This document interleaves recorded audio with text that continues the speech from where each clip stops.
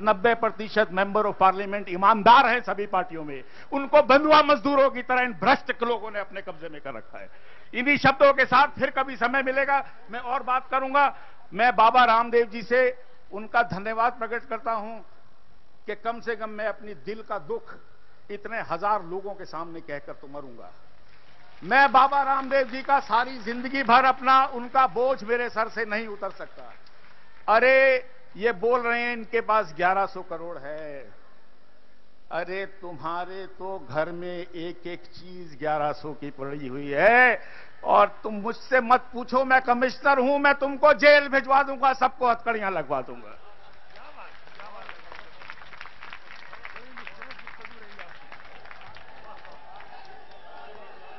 भारत माता की।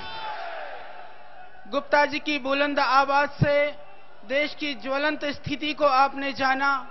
देश के अंदर ईमानदार अधिकारी भी हैं, ईमानदार नेता भी हैं, ईमानदार जनता भी हैं, परंतु उन ईमानदार लोगों की आवाज को चंद बेईमानों ने ऐसा दबा दिया है कि उस आवाज को बुलंद करने के लिए कोई जगह भी नहीं है। श्रद्धेय स्वामी जी के नेतृत्व से, श्रद्धेय स्वामी जी के तप और स्वामी जी के पुरुषार्थ से आज उस आवाज को बुलंद करने के लिए इतना विशाल अपार जन समूह के बीच में इतना बड़ा मैदान और इतना पूरा देश के अंदर आज एक माहौल और वातावरण बना है। हमारे बीच में बहुत सब तरह से सभी धर्मों के, सभी महजोबों के, सभी क्षेत्रों के, देश के विभिन्न पदों के प्रतिष्ठित सम्मानित व्यक्ति यहां पर हैं। तो अब सभी लोग बैठ जाएं।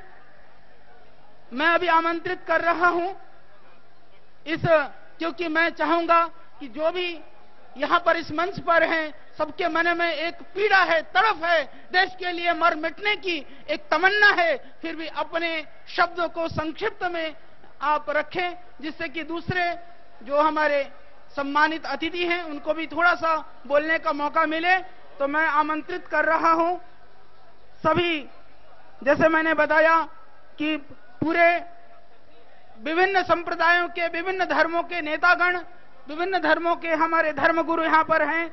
मैं आमंत्रित करता हूं माननीय मौलाना मुफ्ती समून कासमी जी को, जो प्रसिद्ध इस्लाम धर्मगुरु हैं, कि कुछ शब्दों में अपनी बातों को रखें। माननीय मौलाना साहब।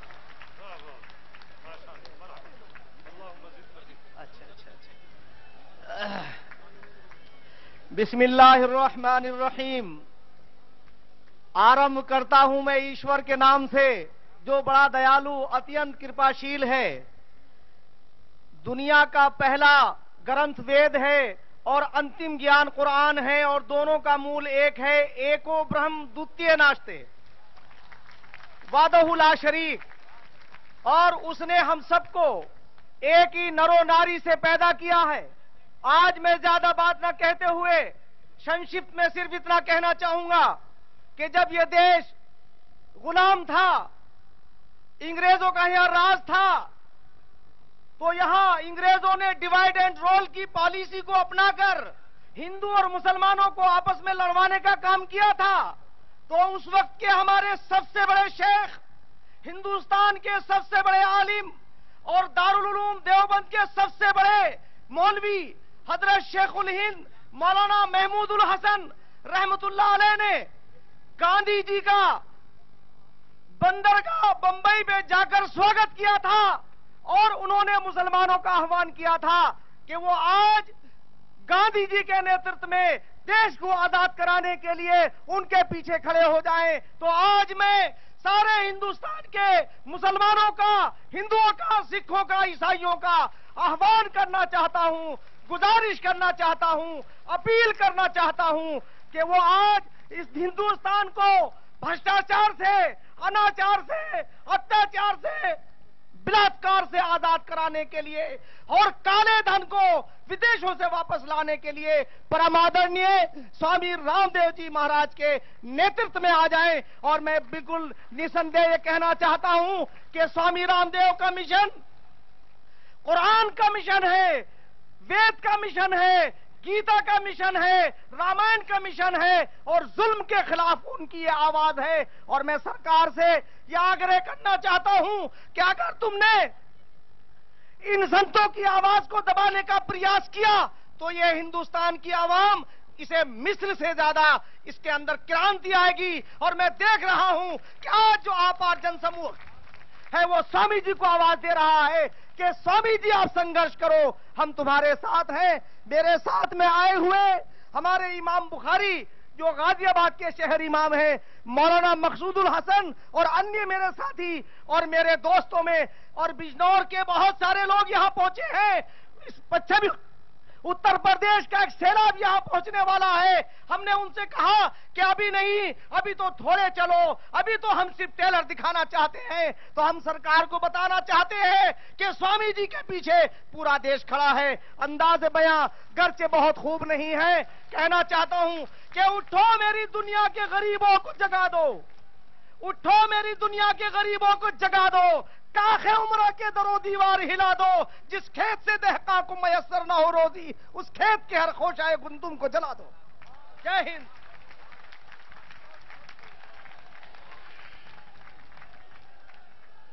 आपने सुना मौलाना साहब को क्या जज्बा है, क्या दिल में अरमान है इस देश के लिए, मां भारती के लिए। आपके जज्बा को सलाम। और इस राष्ट्र को उठाने का, राष्ट्रहित सर्वोपरि मानते हुए मां भारती के वैभव को बढ़ाने का कार्य हम सबको, कि राष्ट्र धर्म जो है सब धर्मों से ऊपर है, राष्ट्रदेव सब देवों से ऊपर है, इस भाव से हम सब यहां से इस आवाज को पूरे देश में बुलंद कर रहे हैं। मैं सभी अतिथि महानुभावों से प्रार्थना करूंगा कि मात्र 2-2 मिनट में अपनी बात रखें, क्योंकि इसके बाद माननीय महामहिम राष्ट्रपति महोदया को भी ज्ञापन देना है, उस समय पर पहुंचना जरूरी है। तो महाराज श्री भी पहुंचने वाले हैं, तो मैं अभी आमंत्रित कर रहा हूं 2 मिनट बोलने के लिए माननीय ओम प्रकाश सिंघल जी, जो उपाध्यक्ष हैं विश्व हिंदू, केंद्रीय उपाध्यक्ष विश्व हिंदू परिषद के, माननीय सिंघल जी।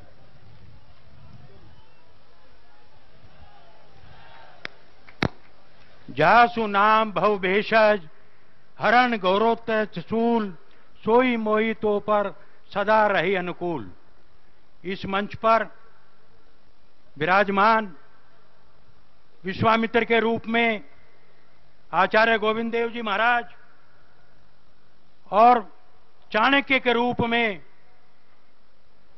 स्वामी जी, चंद्रबरदाई के रूप में हरिओम पंवार और हमारे सोलंकी जी, मंच पर अन्य सभी सम्मानित व्यक्ति, रसखान रहीम जी के रूप में मेरे मौलाना भाई, मंच के सामने माताओं, बहनों, भाइयों, जब भी कभी इस देश में संकट आया है, इस देश को संकट से छुड़ाने के लिए हमारे संत उठे हैं। चाहे वो रामायण काल हो, रामायण काल में भी जब रावण के अत्याचार बढ़ गए थे तो विश्वामित्र के रूप में, वशिष्ठ जी के रूप में, अगस्त जी के रूप में, वाल्मीकि जी के रूप में संत खड़े हुए थे। आज इस देश में जब फिर संकट गिरा है तो संकट को छुड़ाने के लिए हमारे रामदेव जी के रूप में, क्यों डर रहे हैं ये लोग? क्या डर है इनको रामदेव जी से? योग से क्या डर है? योग का सीधा साधा अर्थ है व्यक्ति को भगवान से जोड़ना, भक्त को भगवान से जोड़ना, देश की जनता को राष्ट्र से जोड़ना। इसमें क्या डरने की बात है? राजनीति कहां से आ गई? लेकिन नहीं, जब भी कभी किसी संत ने, नारद जी ने तपस्या की, इंद्र का सिंहासन डोलने लगा, इंद्र को डर लगने लगा कि मेरी गद्दी लेने के लिए कोई संत आ रहा है। रामदेव जी को गद्दी नहीं चाहिए। उनकी क्या आप छानबीन करेंगे? उनके पास तो लंगोटी है, एक वस्त्र है, कुछ नहीं है उनके पास। आज उनके आह्वान पर इस ऐतिहासिक रामलीला मैदान में लाखों की संख्या में जो देश प्रेमी और देश प्रेमी जनता आई है, मैं उनका अभिनंदन करता हूं और भगवान से प्रार्थना करता हूं कि रामदेव जी के नेतृत्व में भ्रष्टाचार और भ्रष्ट संस्कृति को मिटाने के लिए जो वह कदम बढ़ाएंगे, हम सब लोग उनके साथ हैं। जय श्री राम। इस मंच पर परम पूज्य संतों का आशीर्वाद भी हमें प्राप्त है बहुत सारे सुप्रसिद्ध प्रतिष्ठित संत यहाँ पर विराजमान हैं। माननीय आचार्य गोविंद देव गिरी जी महाराज, स्वामी गोविंद देव गिरी जी महाराज भी यहाँ पर हैं। आचार्य स्वामी विजय कौशल जी महाराज भी पहुँच गए हैं। मैं आचार्य गोविंद देव गिरी जी महाराज से प्रार्थना करता हूँ कि 2 मिनट आप अपने ओजस्वी वाणी से हम सबको इस राष्ट्र के लिए, माँ भारती के लिए, मरने मिटने के लिए और जज्बा और ऊर्जा से भर दें।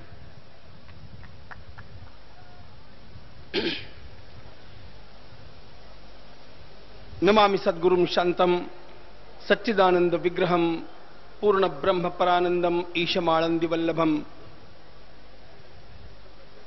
प्रपन्न पारिजाताय तोत्रवेत्रैक पाणये ज्ञान मुद्राय कृष्णाय गीतामृतदुहे नमः।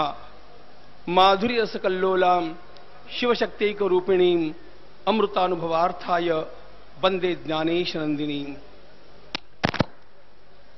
भगवान श्री राम के पवित्र नाम से मंडित इस रामलीला मैदान पर आज यह जो जनता का सागर एकत्रित हुआ है, वह लोगों को ट्रकों में भर भर करके लाया हुआ सागर नहीं है, स्वयं इस आत्म बलिदान के लिए आए हुए लोगों का यह अत्यंत बड़ा तूफान है।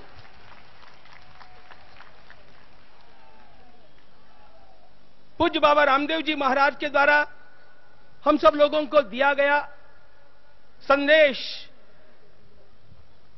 आज इस प्रकार का आकार ले रहा है कि जिन हिंदू, मुसलमान, ईसाई, सिख, अन्य सारे भाइयों को हमारे सरकार की कुनीति ने तोड़ तोड़ करके दूर दूर कर दिया था, वे सब आज एकत्रित होकर के इस महाभारत के संघर्ष में कूदने के लिए आकर के यहां पर पहुंचे हैं। सबके कंठ में केवल एक निनाद है, भारत माता की जय। और इस सब का अधिष्ठान भारत का जो घोष वाक्य है, सत्यमेव जयते, उस सत्य के लिए है। भ्रष्टाचार का अर्थ क्या है? भ्रष्टाचार का सीधा अर्थ है असत्य का आचरण। यह भारत देश सत्यमेव जयते को लेकर के खड़ा हुआ और इस सत्य की अपार महिमा हमारे वेदों से लेकर के आधुनिक संतों तक गाई गई। उस सत्य को कूड़े में डाल करके जिस प्रकार का इस देश के साथ खिलवाड़ किया जा रहा है, बंधुओं, विश्वबंधु जी की बातों को सुनकर के तो मुझे ऐसे लगा कि यदि हम लोग आज नहीं जागे तो थोड़े ही दिनों में हमारा सारा देश बिक जाएगा और वह इटली के स्वाधीन हो जाएगा। इस देश को बर्बादी से रोकना होगा। यदि इस देश की गरीब जनता को पुनः उठाना होगा, आत्महत्या करके मरते हुए हमारे गरीब किसानों को बचाना होगा, तो आज हम सब लोगों का एकमात्र कर्तव्य है कि हम सबको रामदेव जी के पीछे खड़ा होना होगा और खड़ा ही होना होगा। बाबा रामदेव जी के रूप में आज मुझे ऐसा लगता है हमारे ऋषियों की चेतना साकार हुई है, हमारे आचार्यों का तेज साकार हुआ है, हमारे संतों का प्रेम जागृत हुआ है और वे सारे के सारे महान पुरुष स्वामी दयानंद सरस्वती जी से लेकर के और सभी के सभी महापुरुष आज उनके भीतर ऐसे झलक रहे हैं। कभी स्वामी दयानंद सरस्वती झलकते हैं, कभी स्वामी विवेकानंद झलकते हैं, कभी वीर सावरकर झलकते हैं, कभी चंद्रशेखर आजाद झलकते हैं, कभी गुरु गोविंद सिंह झलकते हैं, तो कभी गुरु गोलवलकर जी झलकते हैं। इन सारे महापुरुषों के द्वारा हम लोगों को भारत माता की सेवा के लिए जब जब जो कुछ भी कहा गया, उसका समूर्त रूप रामदेव जी के रूप में हम लोगों के सामने खड़ा है। और इसलिए हम लोगों को आज सबको मिलकर के एकजुट होकर के इस ऐतिहासिक संग्राम में सहभागी होना है और तब तक नहीं रुकना है जब तक ये भ्रष्टाचारी सरकारें समाप्त नहीं हो जाती, जब तक विदेशियों का अंकुश नष्ट नहीं हो जाता और हमारी जनता उठती नहीं। ये सारा होकर के रहेगा। आज का यह ऐतिहासिक क्षण हमें उस जयप्रकाश नारायण जी की रैली की याद दिलाता है, जिस प्रकार उस समय एक नारा था, अंधकार में एक प्रकाश, जय प्रकाश जय प्रकाश। उसी प्रकार आज हम सब के लिए एक ही देव, बाबा रामदेव, बाबा रामदेव। यह पतवार चलाते जाएंगे, यह उथल पुथल उत्ताल लहर उथल पुथल उत्ताल लहर पथ से न डिगाने पाएगी। पतवार चलाते जाएंगे, मंजिल आएगी आएगी, मंजिल आएगी आएगी। वंदे मातरम।